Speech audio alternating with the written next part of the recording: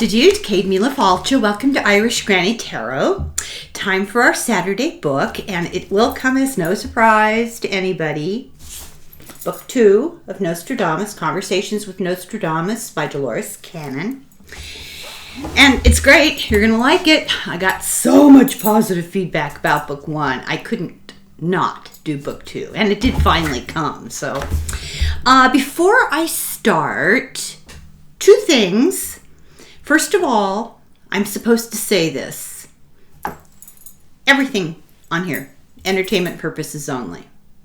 Okay, now, for another thing before we start, there's a member of this channel, one of our subscribers, one of our fellow seekers, who was also a guest. If you remember, many months ago, I had a young man as a guest, Andrew D'Angelo, who came on to talk about his near-death experience during brain surgery.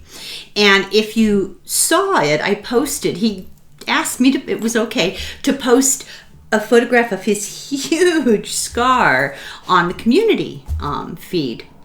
So Andrew asked me if I would put this information forward for him, and I'm happy to do it. He lives in New York, and he's lived in the same place for over 2 decades, I think a little longer, and, you know, has really tightly bonded with his elderly neighbors. He was their godsend during the COVID because he did everything for them.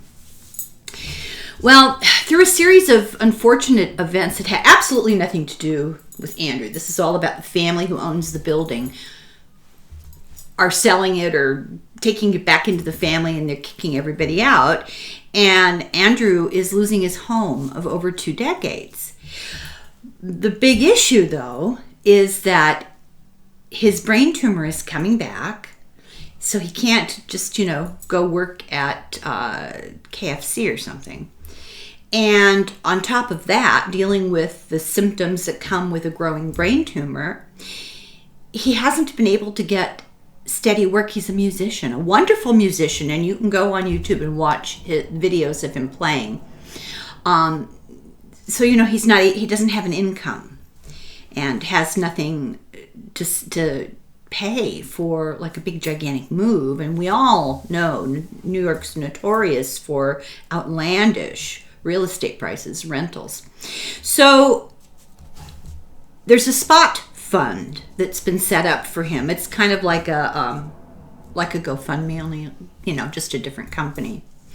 And I'm making the plea for him. I think he's a little embarrassed. I'm making the plea for him. If anybody has it within their means to contribute a little something to Andrew, he has a plan. He has a close friend who's a musician who lives in Berlin, and this friend has a place for him to stay and musical jobs lined up for him, and there's good medical care there that won't cost him, a king's ransom. So it's always been the plan that he was going to move to Berlin, just not this soon, and now, it's being forced.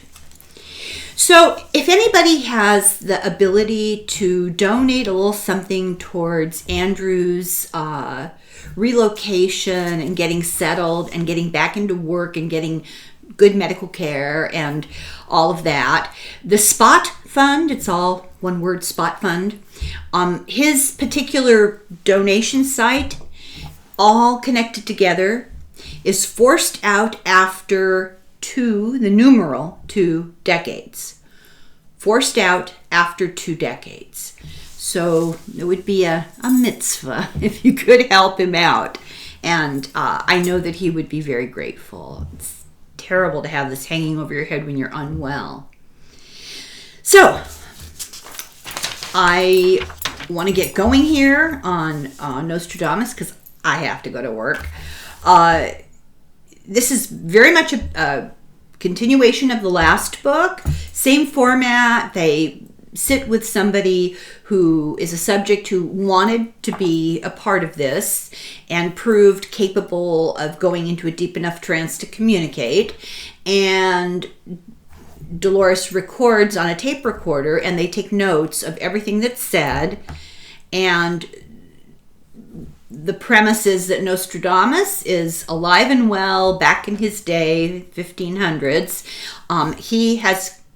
He meditated a lot, went into trances a lot, and is able, as a live person, to communicate with this time period, the subject who's in a trance state with Dolores Cannon.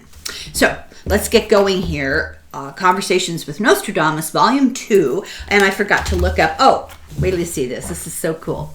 So I bought this used, and you never know, right? So I bought it used, and it's in pretty good shape. Doesn't smell funny, musty, or wet or anything. And I opened it up, and look what I got. Her signature. Kismet. Let me see. I forgot to look up the date. Okay, 1990 was when this was published. So she was really overwhelmed with material, and she felt an urgency coming from Nostradamus and her own urgency, and she felt that it was inevitable and necessary, and she could see how remarkable this stuff was. And Nostradamus had been able to see in his trance state, while still alive, into the future. So Cannon would regress her friend Elena. Now, if you've had a chance to see my conversation with Denise was a little skeptical about the ethics of the whole thing. And I tried to get the point across that these people apparently were willing. They sought her out. And once it was discovered that they were great trance subjects and were able to contact somebody in Nostradamus' circle, they were excited about it and volunteered to do it. And Cannon does talk about the subjects having issues in their lives that interfered with the schedule, and her internal dialogue about maintaining their free will for them, not forcing herself on it, etc., etc. So I just wanted to put that out there. I disagree with Denise. Can you believe I said that? I disagree with Denise that there was coercion, because she backed off. I don't go into the details here because there's just so much to cover, but she describes numbers of incidents where their schedules were an issue and she didn't push it. So let's move on. So she would regress this friend of hers, Elena, to her past life as Nostradamus' student, Dionysus. And through him, Nostradamus told Cannon, now he's not actually talking, Nostradamus' voice is not coming out of the subject's mouth, but this information is being passed like a game of telephone, sort of. And Nostradamus told Cannon that she had to help clear up the confusion about how his quatrains were translated, because he felt an urgency to the warnings that he was giving people. And keep in mind, as dire as all this sounds, he admits many, many times, time has any number of branches. There's a nexus of things, a confluence of things, and we make choices as a collective. And our choices have varying degrees of disaster in them, but they all end up in the same place. So the urgency of Nostradamus was really impressed on Cannon, and so she decided she would continue. And she could have used the fact that Elena moved to Alaska then as an opportunity just to quit. I have enough stuff. We'll do book 1. We'll call it good. But she felt this inner urging. She knew it was coming from Nostradamus. So she had this acquaintance, excuse me, that she met at monthly hypnosis big group meetings. Brenda, who was a musician and a somnambulist, and she noticed that somnambulists seemed to have a greater propensity for going into a trance state, and she proved to be a perfect subject and really asked for the opportunity. So Nostradamus' future is incredible, but not inescapable, and he really impressed that point. Another person in the book is John Feely, who was a young man who was an astrologer. I lit some sage. It's not burning, but it's still in the air. So he was an astrologer who accidentally showed up at the right moment at one of these group meetings, came with a friend, and he the set of circumstances that brought them all together was fragile. Any number of things could have prevented them from getting together with each other. So it's a bit remarkable that they did. So Canon used a book by a woman named, her last name is Cheetham, The Prophecies of Nostradamus, that comes in French and English. That was the book she used to read the quatrains. She'd read them out loud to the subject through whom Nostradamus would communicate. And she regressed Brenda, and Nostradamus was able to have contact with him in his little study back in France. He was looking at a mirror, and this became known as the magic mirror, mirror on the wall. It was a sheet of obsidian, polished obsidian. And the link occurred in another dimension. He and Brenda kind of met in another dimension. And now Canon was worried. She didn't just jump into this with no reservations. She was afraid perhaps she could have been being used as a pawn. More about that as we move on. Nostradamus was focusing on the future, saying, let's get that out of the way first. We'll go back and clear up the quatrains of things that haven't happened in your time. It's all future for him. That gets a little confusing, but all the stuff he's predicting in the future for him, some of it's happened. When Canon is talking to him, she's already looking back at history to see him. He's looking forward all the way in the future. So he said they return to that past later, but the urgency is to get the present and future messages out. And she said it was really weird. She has this little thread of concern that she mentions over and over, that sometimes he didn't seem to recognize his own work.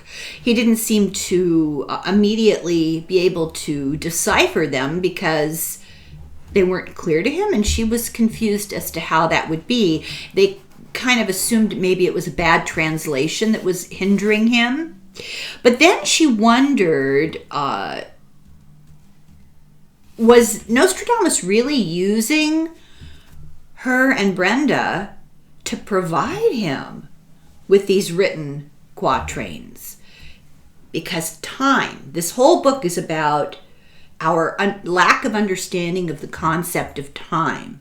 And it's really hilarious that I'm trying to explain it because I don't fully understand it, but everything happens simultaneously.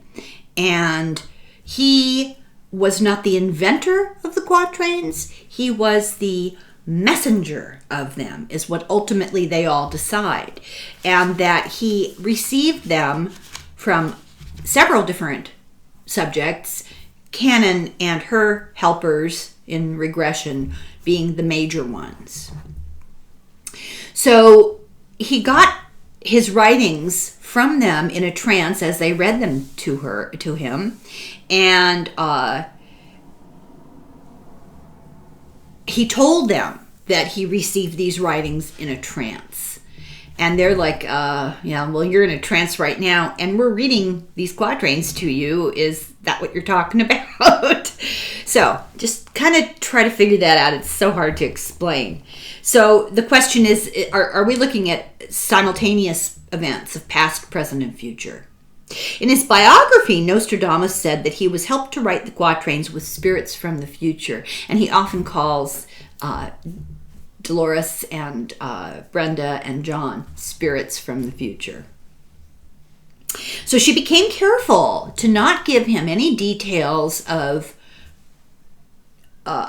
time context, no historical or present day events that would have any kind of effect on how he talked about these quatrains. She didn't want to influence him. So chapter 2 is called More Quatrains interpreted by Brenda. So these are all about the past. Now this book is not in a chronological order, and the beginnings of the chapter, she explains what you're going to find in each different chapter. So in this particular chapter, these predictions are about Canon's past, and Nostradamus says they were never well translated. He's never been happy with what he's heard about it. So he says that the history of man is really divisible into eras, the ancient, the present, and the Middle Ages, and they can be divided according to trends in philosophical thought. And he predicted, now remember, he's in the early 1500s, he predicted that around 1607, North Africa would become more responsive to Christianity and the tide would turn against Islam, because there was that whole Islamic occupation, basically, Middle Arabian, the Moors in Africa and parts of, Spain. So Nostradamus was annoyed that these misinterpretations were being believed, and he really was eager to clear up the lack of understanding. And then he talked about Paris, which in this particular quatrain, because each of these little bits of stuff I'm telling you about is preceded by the quatrain to which it refers, in French and in English. It makes, I can't do the French, it's old French, and it would mean nothing because, but the English even makes no sense. It's just time wasting to try to read through it. But I'll give you how they interpret it. So he said that it talked about Paris, which was the new city that was mentioned, and he talked about the French Revolution. He said that there would be a social order change in France around the time of the French Revolution, and he's talking about this 150, 200 years before it happened. He said the king would release a prisoner from the Bastille to sway the sympathy of the populace. The man had been arrested under a false pretense, and he doesn't elaborate on it. And she said, well, can you explain this next part? And he says he would get upset that they didn't know history well, and they didn't know geography well, and they didn't know Greek and Roman mythology, and he'd get so irritated with him. And he said, don't they educate people in your time? So he said, use your mind. It's good exercise for your mind. Anything that's not, really urgent, he'll give them a hard time about. During the French Revolution, many publications were under martial law. What that means is that the government had to okay everything, and if they didn't like it, the publisher would be beheaded. That the king controlled all information. Nostradamus saw all nobility during the French Revolution and the reign of terror of Robespierre being eliminated, and he also saw the bloodshed that Charles IX perpetrated upon the Huguenots, with French Catholics, I believe. Huguenots. In one set of quatrains, a visitor from France was present. Sometimes they would have a person or two from their group observe. And this visitor was from France and said that Brenda, who didn't even have a high school, well, actually that's not true. That's Elena I'm thinking of. Brenda was the music student. She said that while talking in trance, she was using Old French pronunciation, and she was doing it spot on, and it's not the same as modern French. Nostradamus predicted the ouster of the French king and his family. A republic would be set up. He saw the French imperial power spread in the New World for a time into the Far East. He maintains that France was an empire because they started to argue, well, France was never an empire. And they said, Nostradamus said, well, what kind of education have you had? They owned parts of Canada, Louisiana, French Guiana, Indochina, hello. So he was snarky about having to deal with people who were not as adequately educated as he felt they should be. He predicted Napoleon, the first Antichrist, and his fall within 100 years of Louis the 14th. He predicted Napoleon would rise to power, be exiled, escape and rise to power again, be defeated and exiled again. He said the critical point in all of this was his navy, and he predicted that a big loss in Russia would turn the tide. All came true. He predicted that some events, this is something we talked about before, and I'll just reiterate. These quatrains are 4 lines, and sometimes they were like layers of an onion. He would be talking about more than one event that shared points in a cycle of time with each other. And it was very difficult to parse that out, figure that out. So he predicts events of World War I. He says Geneva is a city in a neutral country. How would he know that at the time? And said that the traitors in France and Germany would cause the Allies to be losing at first, and said all the heads of state are related at the time period of the war. It's one big unhappy family, 100% true. He predicted, now remember, making the predictions in the 1500s, and he's making them about the 1900s. He predicted World War I gas attacks. He said that nations would join together in France. He predicted economic problems and social issues between World War I and World War II. He predicted the eagle, in God we trust, on some countries' coins, and he calls it a vulture. And they were saying, well, that's not America because that's an eagle, it's not a vulture. And he said, you go look it up. And she looked it up, and during his time, the classifications of eagles, they were a form of a bird of prey known as a vulture. So he predicts the United States would be in Italy during World War I. He predicts that Hitler could have been stopped when he was young, but the Chancellor failed to stop him. All true. He predicted the abdication of Edward, the fall of France in World War II, D-Day, despite the fact the weather was ideal. He predicted Mussolini. He said Jews were trying to sneak through Turkey to get to Israel to safety. He says the quatrains about the Middle East are confusing. Even for him it was hard because they have so many layers of history there. He predicts that Hitler would invade Russia and the winter would stop him, that the Russians fleeing Hitler back into Russia would have a scorched earth policy to starve out the Germans. He described what he called metal beasts who churned the roads to mud, discussing tanks. He tried to describe modern technology, and sometimes it's kind of funny. He predicted Hiroshima and Nagasaki. He saw a dart speeding through the heavens. This would be a plane. He saw a stone in a tree, a sun rising behind a tree, and in both cases what he's describing was his vision of a mushroom cloud of the bomb. And a great execution is what he called it.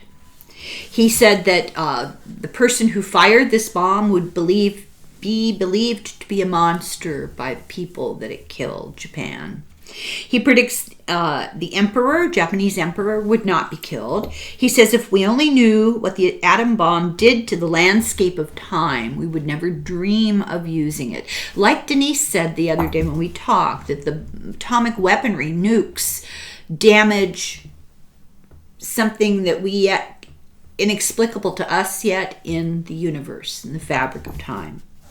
Brenda explained about what Nostradamus showed her because she actually was able to see things going on with him.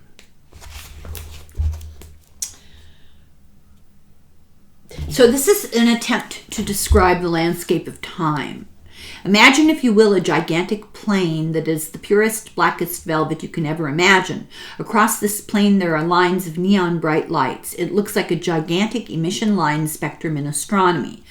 There are two different types of spectrum that they can take of light. You can take an absorption line spectrum, which shows the rainbow colors of light, and there are black lines in that because those particular wavelengths of light are not emitted by the sun. And you can take an emission line spectrum where the spectrum is black and all you see are colored lines, where it would be absorbed in the other spectrum.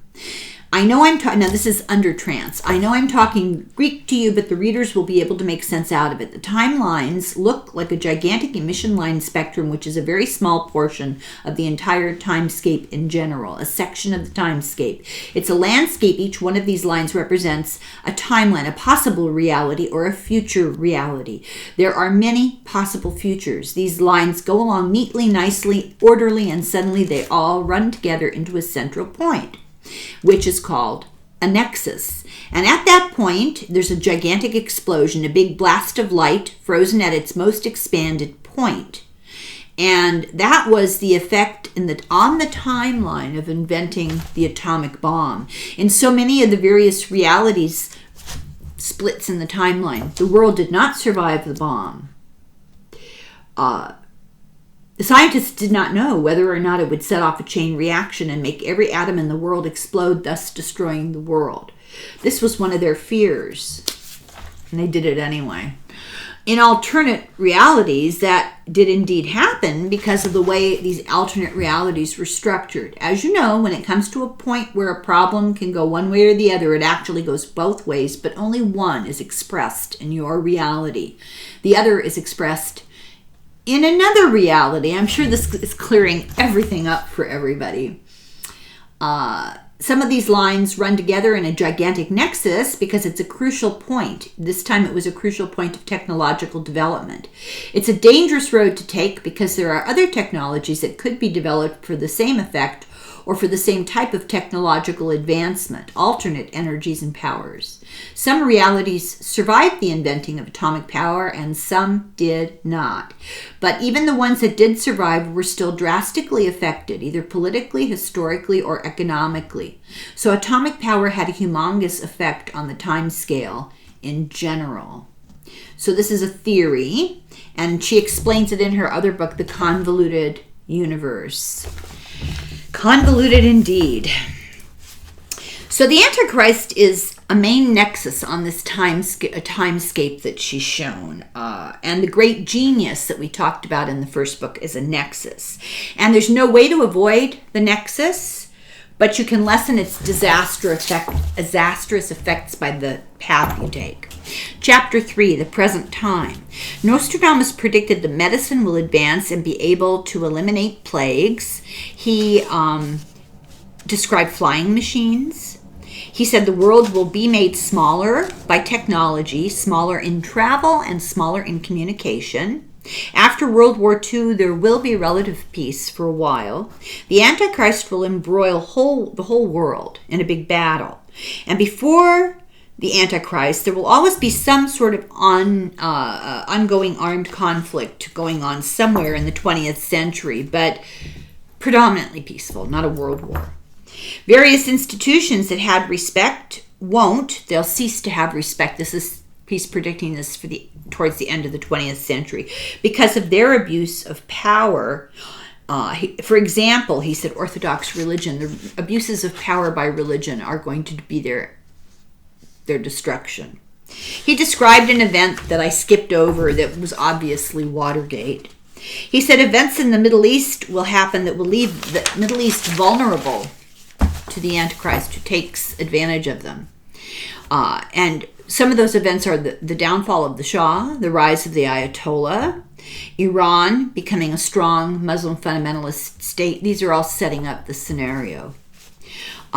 Revolution and social reforms will happen in various Asian countries in the 20th century. They will abolish the caste system in India, which was unthinkable. There'll be revolution in the Middle East. Now, this is jumping around in time. These are not all chronological, one after the other.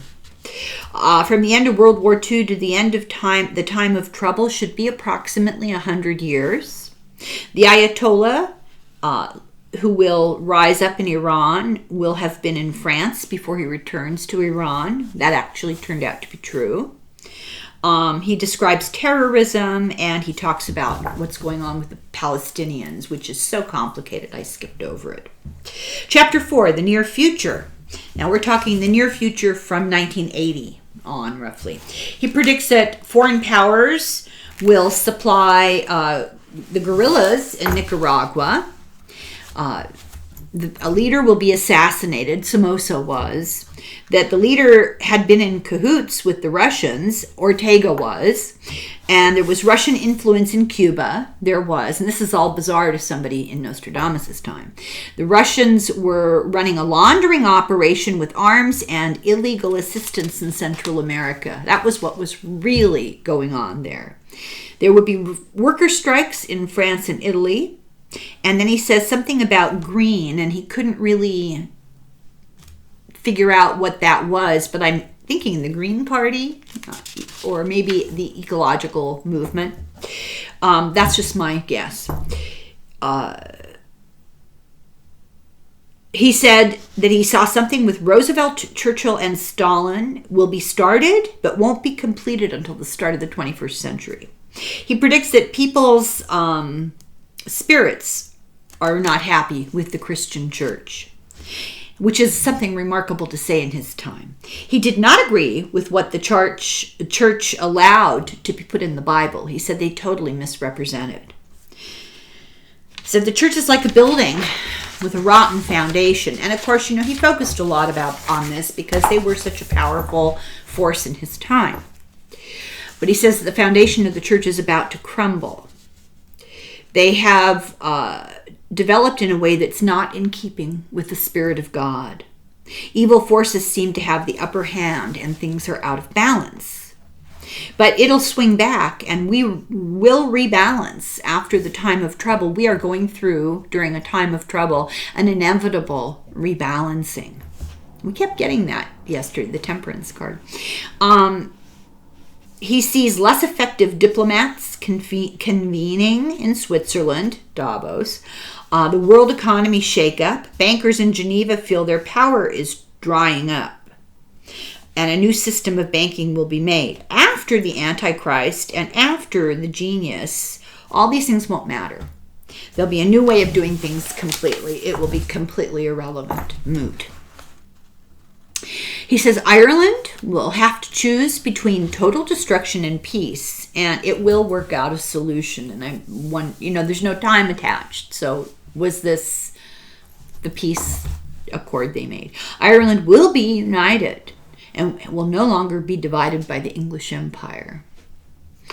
The prince will threaten thunderbolts to bring peace. Now he's talking about the English. He argues about origins of the Celts and says that the Romans and Anglo-Saxons drove them from England, Wales, and Scotland to Ireland. And Dolores Cannon was saying, no, they came from France to England and then Ireland. So I looked it up. She said no, they were in Ireland. They didn't come that way. So I looked it up, and they know now that they started out in France, and there were two migrations, one directly to Ireland and one through England, Scotland, and Wales that then went to Ireland. So, 50-50.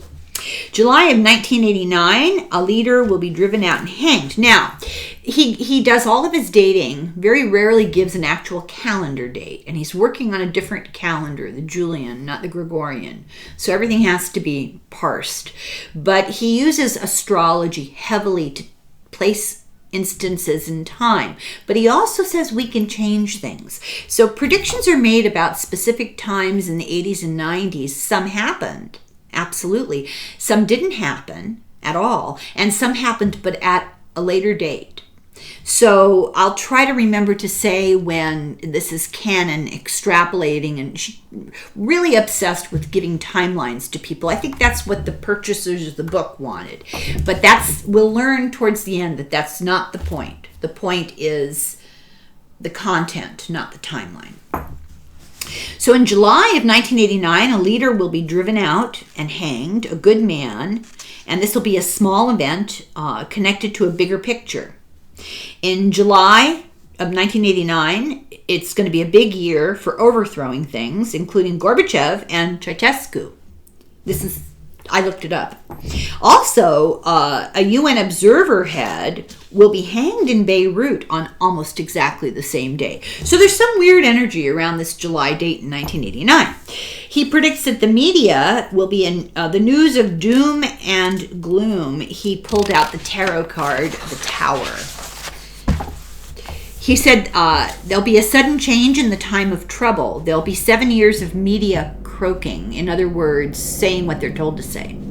The U.S. will do some activity that will put blood on their hands, and then he mentions the Statue of Liberty being covered in blood, and whether that's a symbolic thing or a real thing. He talks later about some other incident.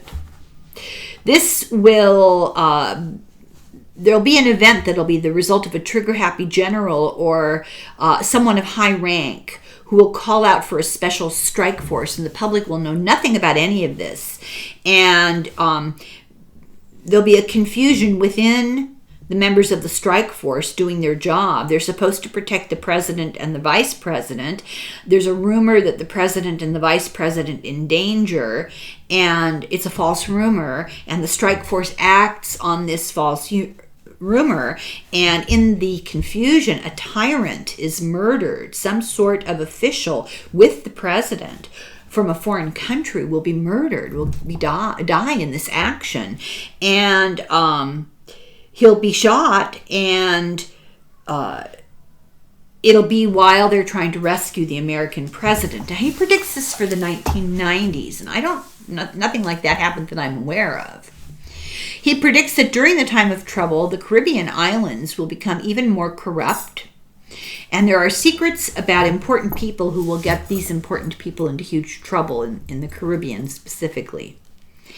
And he talks about an island of mixed African and French blood, so, Haiti. He's asking, because he didn't know about Haiti, it's a new world, right? He's asking the U.S. for help to,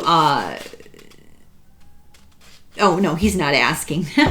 The Caribbean islands are asking the U.S. for help, but the American president is slow to react, and Islam attacks by an outside power, and secrets are revealed by about the American president.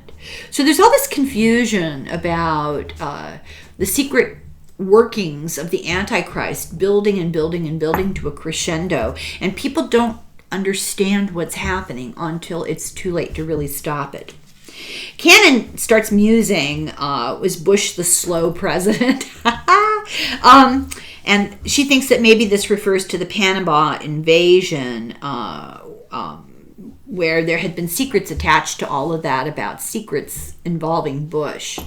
But, I'm not necessarily sold on a lot of her speculation about when an event happened unless it's really obvious. She tries very hard to make connections. Chapter 5, the Antichrist emerges. And I'm not invalidating the book. I'm not invalidating her work. I'm just saying she really got fixated on trying to establish timelines. I don't think that's the essential part of all of this, which she admits at the end. Nostradamus predicts a lot of trouble in the Middle East. Conspiring leaders are trying to unbalance world power. They will invade their neighbors in the Middle East in separate directions intentionally. But they're allied together, and they will invade Egypt and Turkey. And he uses astrology to hint at who they are based on their personality. And Europe is going to have a big breakdown in diplomatic relations with each other. And there'll be minor arguments, and these are going to sidetrack efforts for larger diplomatic talks. They're going to meet near a lake in Switzerland, and I looked it up. He named the lake Lake Léman, and it's actually right next to Davos. So I thought that was interesting. For many years, the Antichrist will be working silently behind the scenes, consolidating power. An event will dim the power of the major nations and reveal something else that has actually happened that people didn't know about. The Antichrist will have moved his organization against others and gained power without being noticed. During the time of the Antichrist, France and North Africa will be occupied as they were in World War II. The negligence of NATO will help to the rise of the Antichrist. And during all of this, the Antichrist will have buried weapons in France, concealed in a rural area. So, you think about buried weapons, I think nuclear silos. And there will be a devastating accident. People in charge will be ridiculed, and leaders of France will have lost respect. And a corruption in high places will happen between two countries, but he only named France. So I don't know if I missed something, or if they didn't pursue it, or they neglected to write it down. He said the Antichrist will have a European campaign, go into the Mediterranean, the Eastern Mediterranean, and go up into Europe from the south. So Italy will bear the brunt. The ships will land. The forces will march inland. They'll be like a horde of locusts, stealing food from all the people. He describes weapons that he doesn't know what they are, but by the description it sounds like mortars, handheld mortars, and bullets, and other things that Cannon doesn't know about weaponry. She didn't know what they were. He predicts The Maginot Line being created. Now, this is, once again, a different time.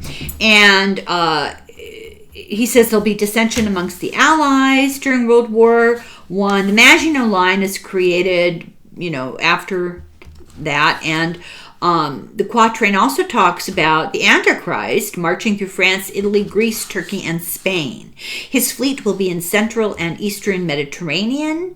And actually, the British Navy in Gibraltar will save Spain from the invasion.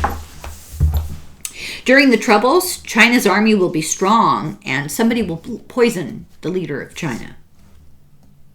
This is just from the book. A great rage, quote, a great rage will rise up against French when a hideous monster is born near Orgon.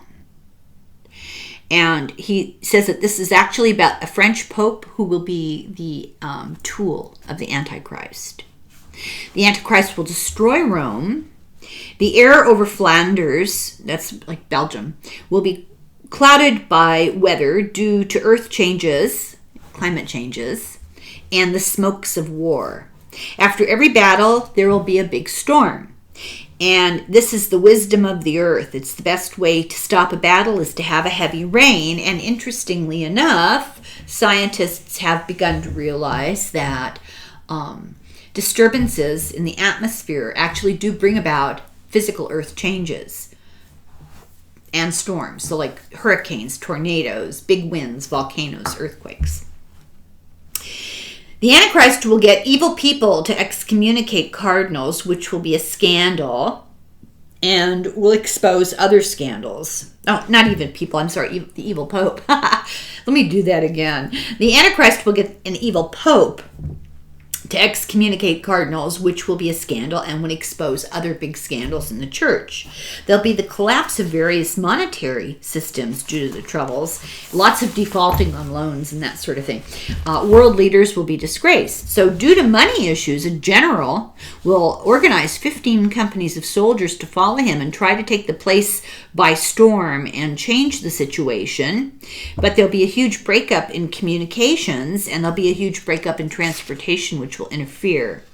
There'll be a horrible train crash in a tunnel in the Alps when two trains collide and one will topple down a mountainside. I forgot to look that up. So, as the Antichrist marches north, various insurrections will rise up and revolutions as people try to take to make their own countries take an opportunity to use the advent of the chaos of the Antichrist to make their move.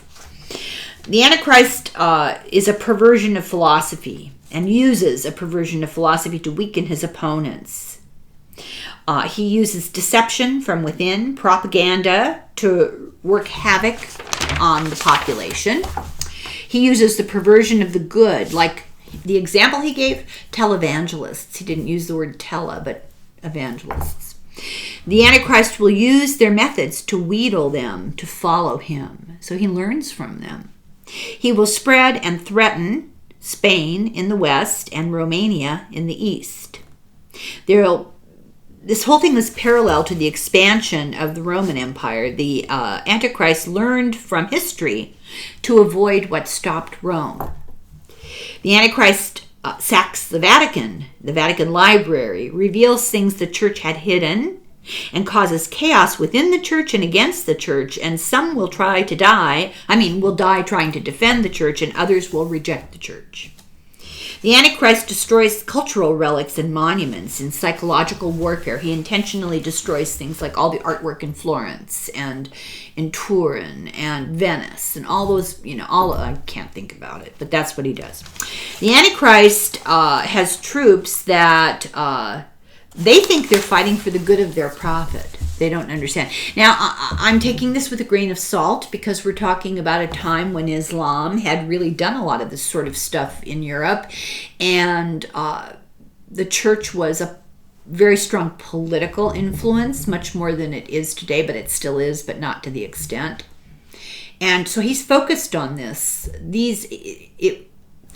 Just as looking at predictions for the future, we tend to think, where does Trump fit in?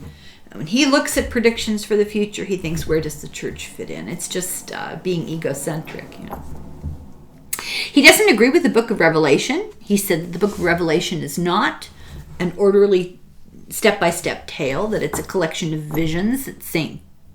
John had, and that it's not to be believed because none of it is final. He said it's allegorical, not final. The roots of what's to come happened between the world wars. The Antichrist will study Hitler, and he'll have access to secret Nazi books that nobody else knows about right now, and will use that to his advantage. Nostradamus predicts that metaphysics, psychics' abilities, and meditative abilities to go into another altered state need to be developed and relied upon because they will save the earth in the time of trouble. He says that Christianity has entered its summit. It's in a downfall, free fall from his time. When the early church persecuted those who believed in spiritual enlightenment and psychic development, they separated their souls from the source. The Gnostic branch was cut off and burned from the tree of the church. There will be much fighting in Eastern Europe and Western Asia.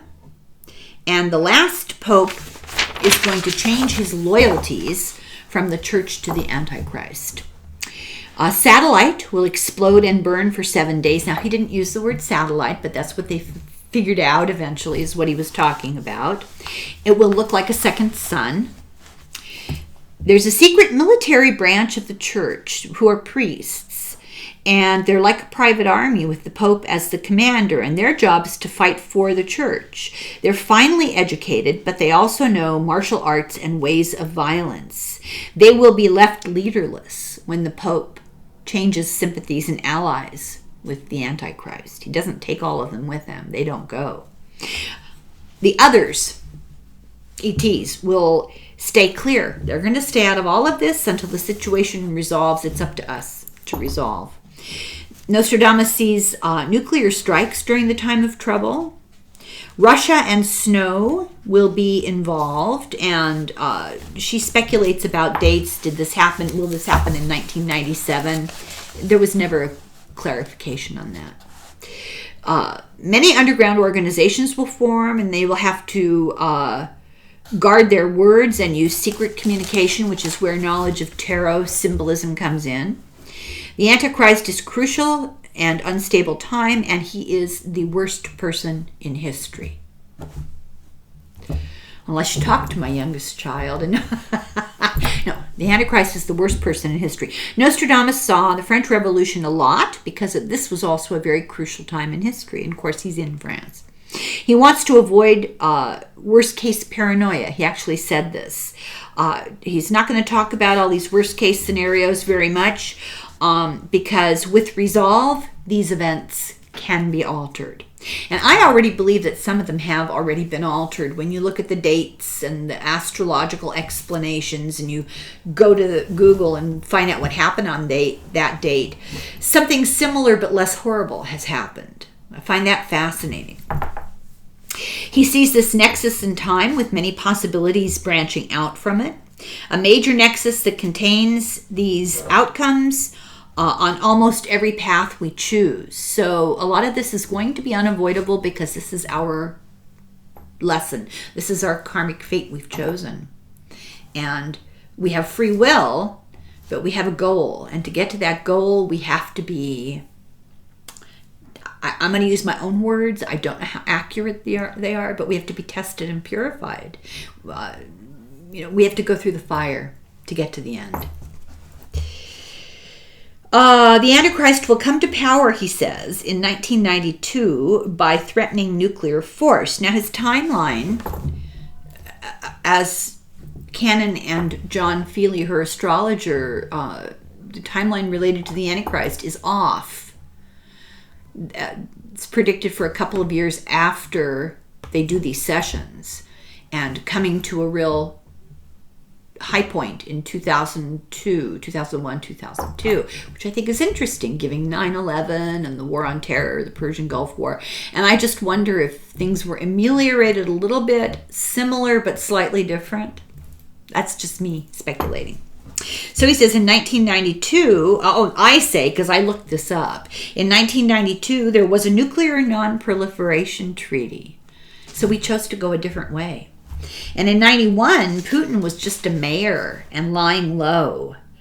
So it wasn't Putin who was the Antichrist.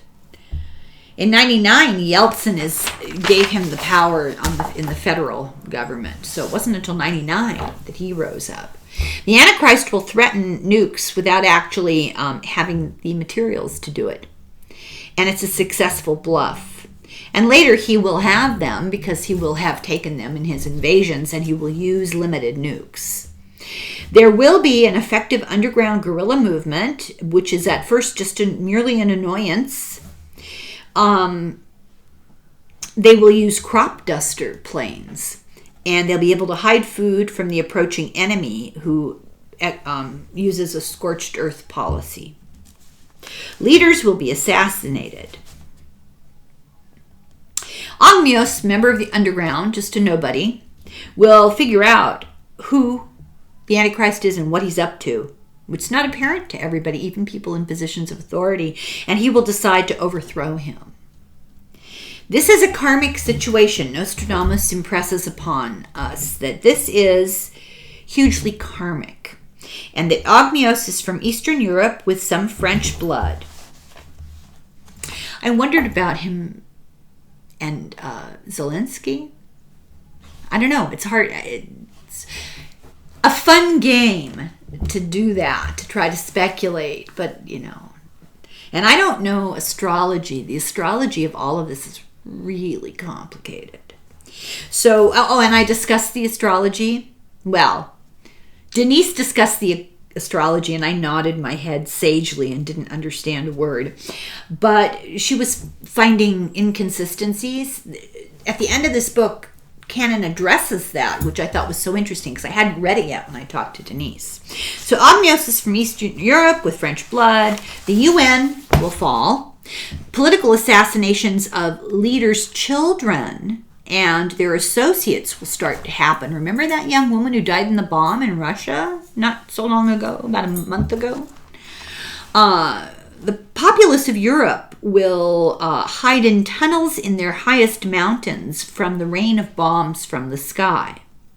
There'll be great destruction, and it'll bring about plagues. There'll be starvation, and that'll bring about cannibalism. Lots of wheat will grow in the U.S. We're kind of removed from a lot of this, but there's no way to send it because there's a breakdown in transport. Okay, I have time. Chapter 7, the far future. Earth changes are going to create islands, and we get into that later in the book. Some of them will be used as penal colonies, and people will be tortured there. Hostages on an island will be murdered. This will be a big thing in the news. And nearly a million people will die during the time of the Antichrist at the beginning of it. I wondered if he was talking about a prison island where people were tortured, Guantanamo. See, it's tempting to start to speculate. Nostradamus talks of androgens. Oh my God, I thought this was so interesting. Androgyny. Now, he's talking about after the troubled times when things calm down and people are in space colonies. But he did predict for the future androgyny of a sort, social androgyny, that people will have men and women working together, which would have been shocking for him, a man of his times.